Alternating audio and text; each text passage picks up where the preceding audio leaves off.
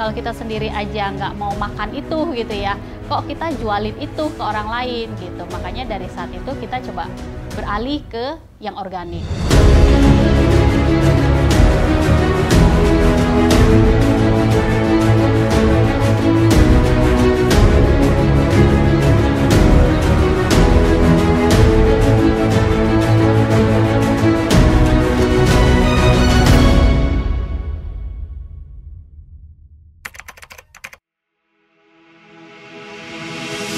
Saya Lili, saya dari Kebun Kita.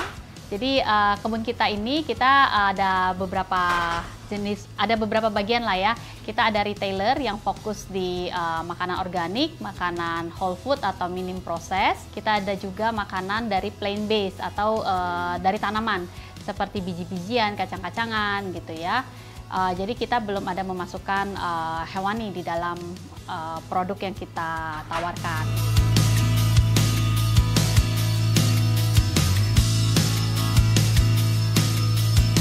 Suami mulai coba untuk berkebun istilahnya gitu ya. Cuma dulu kita sistemnya masih yang konvensional, masih yang komersil lah. Kita masih pakai pestisida kimia, pupuk kimia dan lain-lain itulah. Biasalah seperti petani komersial pada umumnya. Sekitar 6 bulan lah ya, 6 bulan setahun berjalan kita lihat loh kok ternyata penggunaan pestisida kimia ya kan khususnya itu sangat banyak sekali.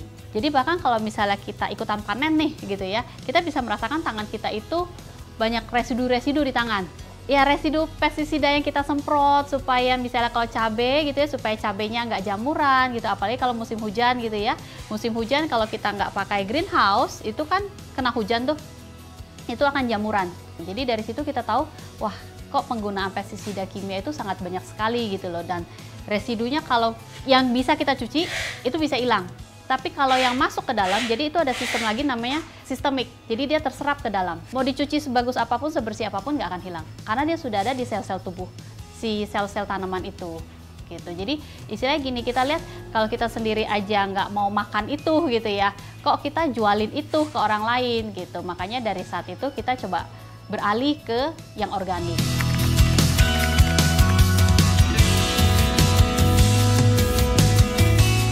Jadi saya dan suami tuh sebenarnya kita karyawan kantoran lah biasa. Terus di 2014 memang suami memutuskan untuk mencoba mimpi lah ya, mencoba merealisasikan mimpi gitu. Karena kalau kita nggak realisasikan sekarang, mau kapan lagi gitu istilahnya gitu ya. Kalau kita nggak coba, nanti udah tua baru nyesel gitu. Kenapa ya dulu nggak coba gitu.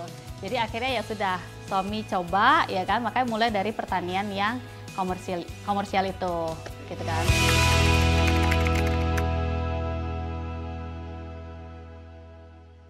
Ya tadi satu ya kan, yang pertama dimana kita karena udah tahu begitu banyaknya penggunaan kimia itu dalam makanan yang seharusnya kita harap itu baik buat kita, tapi kita makan seperti itu.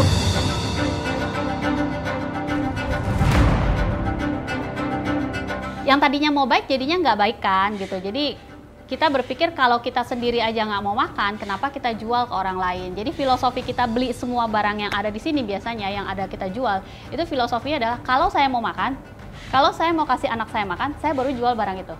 Tapi kalau orang bilang, oh ini bagus, ini sehat, tapi kalau misalnya kita tahu bahwa saya aja nggak mau makan itu gitu, karena ada hidden ingredients lah, yang mungkin orang nggak tahu gitu ya, kita nggak akan jual.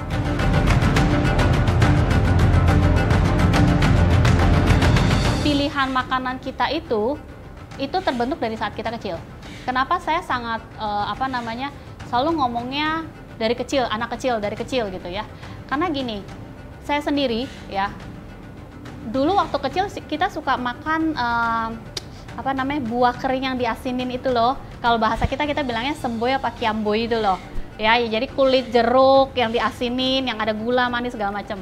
Nah, setelah saya berusaha, maksudnya kita berubah fokus jadi organik, makanan sehat segala macam, tapi ketika saya lihat makanan itu yang semboy itu, nah itu sulit banget menghindari makanan itu, gitu. Apalagi kalau saya sempat beli, pasti saya habisin. Jadi kalau saya udah lihat itu saya nggak boleh beli, meskipun saya pengen saya nggak boleh beli, karena kalau saya beli pasti saya akan makan gitu. Kenapa? Karena itu sudah terbentuk di otak kita dari kecil. Waktu kecil saya sangat senang makan itu. gitu loh. Jadi kalau kecil itu dia suka makan, dia selalu dikasih makan manis, pasti pada saat besar dia akan suka makanan manis. Kalau dari kecil dia dikasih makan gorengan, pasti waktu besar dia kalau nggak makan gorengan dia rasanya ada yang kurang di dalam hidup gue nih. Gitu, padahal mungkin nggak gitu kan.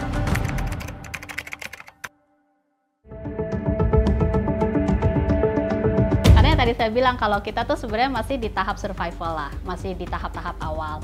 Tapi salah satu dengan kita bisa dari yang hanya online, kita bisa jadi offline, itu menurutku satu stepping stone buat kita sih, gitu ya. Dan itu juga menunjukkan ke konsumen kalau kita ini konsisten, gitu. Nggak cuman asal penjual yang cari untung saja, gitu ya. Tapi kita konsisten dalam memberikan edukasi, memberikan pelayanan tentang healthy food ke si konsumen. Terus berikutnya juga salah satu pencapaian kita adalah produk kita ini ya, yang kebun kita ini sudah ada di beberapa supermarket. Artinya kualitasnya itu sudah diterima gitu loh, ya kan. Bahkan kayak kemarin kita diajak ke Trade Expo Indonesia di BSD gitu ya. Berarti itu kan kita punya exposure nggak cuma ke lokal tapi juga ke internasional gitu kan. Kayak kemarin nih, ini lucu banget nih. Kayak coconut aminos ini kan dia sebenarnya adalah kecap asin dari kelapa. Jadi dia sudah bebas GMO, dia nggak pakai pengawet. Ternyata dari buyer-buyer yang ke Trade Expo kemarin itu banyak banget yang nggak tahu, oh ternyata ada ya seperti ini gitu loh. Produk yang unik ya kan, yang kita bisa hasilkan dari lokal gitu ya. Terus kita bisa showing off nih ke buyer-buyer dari luar. Jadi itu satu kebanggaan sih sebenarnya buat kita pribadi ya gitu, meskipun mungkin saat ini mereka belum beli gitu, tapi ya itu. Kalau perizinan saat ini untuk izin edar ya itu kita sudah lengkap, adalah satu PIRT untuk produk sesuai dengan kategori kita. Terus kita juga ada sertifikasi halal.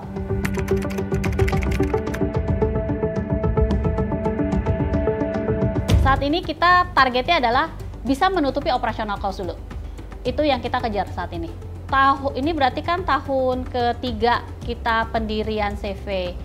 2 tahun pertama bisa dibilang kita masih nombok terus. Jadi negatif terus kalau cash flow lah istilahnya ya. Cash flow negatif terus. Tapi kalau kita lihat kira-kira mungkin sekitar 6 bulan terakhir lumayan lah, ada plus-plusnya dikit gitu. Masih dikit lah, tapi intinya yang tadi target kita pertama sekarang adalah harus bisa menutupi operational cost. Jadi jangan sampai kita harus chip in terus gitu.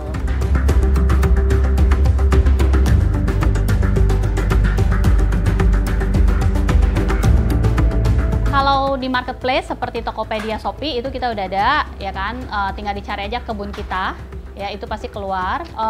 Terus kalau misalnya ke supermarket seperti di Market City, di Diamond ya kan, di Superhero yang sekarang lagi happening tuh di Peak gitu ya, itu nanti bisa cari nih produk-produk kita ada di situ. Kalau di organic shop gitu ya, itu sih rata-rata ada lah produk kita.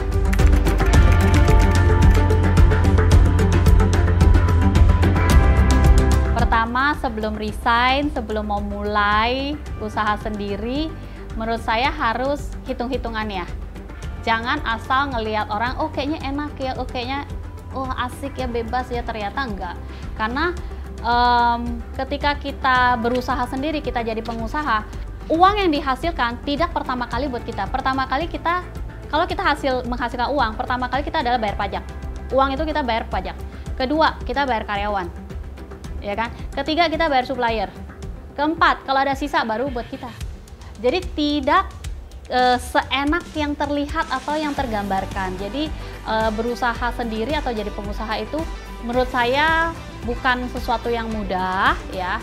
Tetapi kalau memang dalam dirinya pengen nyoba gitu, ya jangan ditutupin juga gitu. Jadi setelah hitung-hitungannya sudah pas, kira-kira nih, oh ya kalau misalnya amit-amit usaha saya gagal, 3 tahun saya usaha gagal, saya masih bisa ada simpanan lah ya untuk keseharian saya, ya coba aja.